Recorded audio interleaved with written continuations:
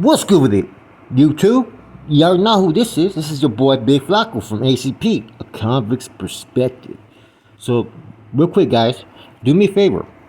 You see that like button? Hit that like button. You see that subscribe button? If you're not subscribed, hit that subscribe. You see that comment section down there? Hey, 30 seconds, write a little quick comment for your boy. And you see that notification? Hit all so you can get future fire content as well as lives I may be doing in the future.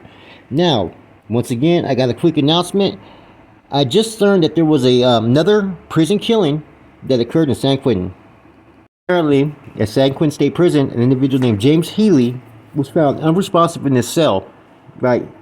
And the suspected suspect is, of course, his Celly, Joshua Jones, right? Now, the interesting thing about this, right, is that San Quentin is basically supposed to be more like an honors place now, like an honors location where, you know, they're sending people that they don't expect to, cause problems. They've had good behavior for a long time and just basically no knuckleheads. So you kind of don't expect this type of behavior. Now, apparently when a correction officer was doing rounds, he passed this individual named Healy, right? James Healy's cell, and Healy was seen basically head down right by the toilet, as well as his cellie Joshua Jones, right, was right in between him and the door. Now, these cells are very, very small, man. If anybody's been to San Quentin, these are the most small cells you could possibly be in. So there's not a lot of room. So you're not going to have a lot of privacy. You're not going to have that much, wiggle room just to move around the cell at will, okay? Now, they immediately hit the alarm, right? They put Jones in cuffs just based upon how the situation looked. When medical came, they found that Healy was bleeding, as well as he had several lacerations around his head area. Now, the Joshua Jones, right, is apparently he was a ex-northerner. He's been on several SNY yards. As you guys know, San Quentin is now a non-designated yard. It's neither actives or PCs. They have a mixture of everybody there. So that's why they could house you up with anybody.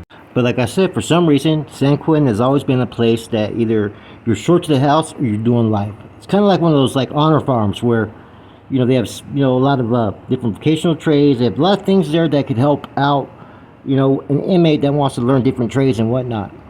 Plus, it's real close to those that are from the Bay Area for visits. So it's always been a place where people always wanted to go to. I personally could never see myself, doing any type of mainline in San Quentin with a cellie, because it's that small of a cell, man. It's just old, tore up, man. And even when you're in the bunk beds, it's like, man, you're already on top of each other, basically, it feels like.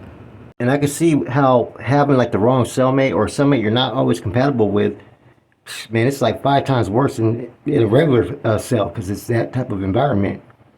And I would assume whoever gets off first is usually going to win in that cell. Now, we don't know what happened in that cell, right? But just a fist fight alone with the way they have the shelves and the bedding and how small a room it is and the sharp edges of the side of the bunk beds, you can get hurt real quick up in a cell, man. So we can get hurt, lacerations and whatnot, even if you were not intending to do so. My thoughts of San Quentin, bring me back to being in the hole and being the reception side, and then the main line always having active Northerners. It was a stronghold for the North Daniels, right? And so to hear about that, it's been a non-designated program yard and that there's mostly SNY there, it's kind of a big change for me hearing all that, because I just remember when that was basically, San Quentin was basically the North Daniel fucking house. Death Row had their own thing going on, but the whole prison, the Northerners had that locked down pretty well, as the Kumi cats did. So hearing about this non-designated program yard that San Quentin is now, it's like, wow, you know what I mean? It's like shocking.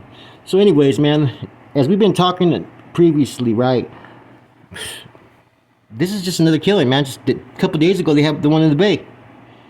There's just a pattern here that I just don't get. I don't know if there's something in the water, the overpopulation. For a while, everybody was blaming that it was because the release of everybody from the shoes and whatnot, right? But there's been half murders that have occurred from the SNY side and half from the active side. So there's no way to predict, who's going to be funking with who, or who's going to get hit, or where it's going to happen. They'll have hits be going on in the yard, day room, and cell. Now, I gotta believe when it's a cell issue, right? A lot of times, it's gonna be something happening in the cell, something personal. And a lot of times, it's something that probably could have been resolved just with a fucking man-to-man discussion. And don't forget, alcohol and drugs could be involved as well at times. I remember there was a homeboy, Little Man, I think from Danuba, and then Rojo from Tulare County, right? Rojo was an soldado as well as Little Man was, but they got drunk on that Pruno, and they got so fucking drunk that Rojo ended up beating the shit out of fucking Little Man from Danuba or Hanford. Maybe it was Hanford, I forget, and just literally beat the shit out of him. When Rojo wrote his report, bro, he didn't even remember anything that happened. He didn't know how it started, who took off first, nothing. I don't think people understand that, prison in general, it's a lot of stress. There's a lot of PTSD. There's a lot of times you have to act a certain way, even with your cellie, because you're not truly free from doing whatever the fuck you want. You're going to have to respect that man that you're in the cell with. Otherwise, there'll probably be some issues. So it's hard all those years, being down, having to follow certain rules, certain type of structure. Everything around you is controlled, right? And everything around you could potentially be violent, that you have to act a certain way. That you could never truly be your true self up in a cell. I mean, as hard as you want to be, you can't. Prison's not going to allow you to be that person, that maybe needs to break down for a little bit or is going through some shit, or wants to vent or wants to do that. Prison does not award you those opportunities. So if not awarding people those type of opportunities, then how the fuck do you expect you're going to rehabilitate them?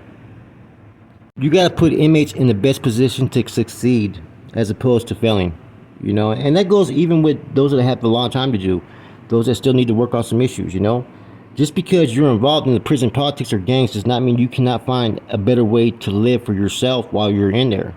It's just there's a way to find that balance. And unless a man becomes an immediate threat to you, there's really no reason to even engage in any type of violence against anybody, to be honest with you. And you gotta remember, I haven't been back to prison since around 2006-7, right? And back then there still wasn't like a large amount of SNY. They were more on the way to get to the SNY yards at that time. So it's a whole different type of atmosphere or climate. In addition, they're letting us that were validated back out to the yards. That changes things. That brings your quality leadership and quality members out to the yards. Therefore, there's only going to be room for so much error from certain individuals. And that I believe has created an increase in numbers of SNY inmates. Inmates now that just couldn't make it on these main lines because the quality of soldados and leadership that were out there, who knows? Like I said, you can't help who a person is and what they're about and how they want to conduct themselves. Only they can. So when you see doping tendencies or bandito type behaviors or degenerate motives, it's all going to be on display. And when leadership sees that, you're not going to be out there for that long. So the SNY yards have really got large amounts of inmates now.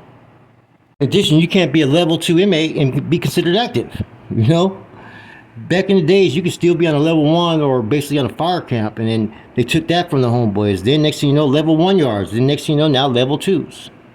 CDCR has a lot to do with a lot of the deaths that have occurred over the years.